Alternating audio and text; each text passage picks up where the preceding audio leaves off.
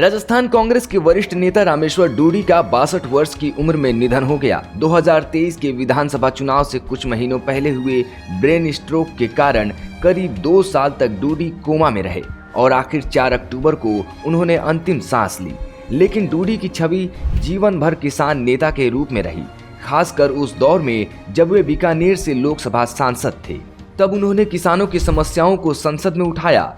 इतना ही नहीं, मनमोहन सिंह सरकार के समय रामेश्वर डूडी किसानों की समस्याओं को लेकर सोनिया गांधी से मिला करते थे और इन मुलाकातों में सोनिया गांधी उनकी बातों को ध्यान से सुनती थी, जिसके बाद सोनिया गांधी ने रामेश्वर डूडी को राजस्थान में बड़ी जिम्मेदारी देने का मन बना लिया था। लेकिन दुर्भाग्य से जैसा वह चाह रही थी वैसा नहीं हो सका। दरअसल 2018 के राजस्थान विधानसभा चुनाव में जब कांग्रेस को बहुमत मिला तो मुख्यमंत्री की कुर्सी के लिए काफी दिनों तक खींचातान चलती रही, क्योंकि सचिन पायलट मुख्यमंत्री की कुर्सी पर बैठना चाहते थे तो उधर अशोक गहलोत तीसरी बार सीएम बनना चाहते थे, जिसके चलते दोनों नेता खूब जोर आजमाइश में जुटे हुए थे। लेकिन दिल्ली में हुई लॉबिंग से आखिर कांग्रेस हाईकमान को गहलोत को ही मुख्यमंत्री बनाने का फैसला लेना पड़ा और सचिन पायलट को उप मुख्यमंत्री बनाने का फैसला लिया गया, जिसके कारण बिना मन के सचिन पायलट को डिप्टी सीएम पद की शपथ लेनी पड़ी।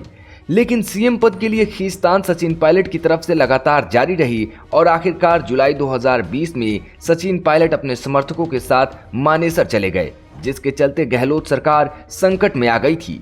और इस तरह की घटना के बारे में कांग्रेस हाईकमान सोनिया गांधी को पहले ही आशंका थी, जो एकमात्र कारण बनी राजस्थान में गहलोत और पायलट के अलावा तीसरे विकल्प की तलाश की।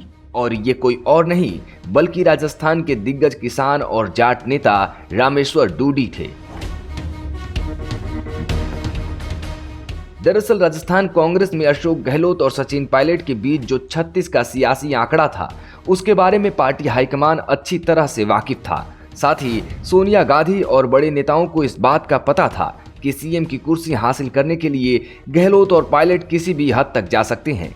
इन सब राजनीतिक उथल पुथल के बीच भारत के पूर्व प्रधानमंत्री डॉक्टर मनमोहन सिंह के कांग्रेस हाईकमान को रामेश्वर डूडी के नाम को सीएम पद के लिए सुझाया था, जिसके बाद रामेश्वर डूडी को दिल्ली बुलाया गया और उनसे चर्चा करने के बाद पार्टी हाईकमान ने उनको राजस्थान का सीएम बनाने का मन बना लिया था। लेकिन किस्मत ने डूडी का साथ नहीं दिया और वे 2018 के विधानसभा चुनाव में भाजपा के बिहारी लाल बिश्नोई के सामने चुनाव हार गए, जिसके चलते सोनिया गांधी का तीसरा विकल्प काम नहीं आया और चुनाव हारने की वजह से डूडी मुख्यमंत्री की दौड़ से बाहर हो गए।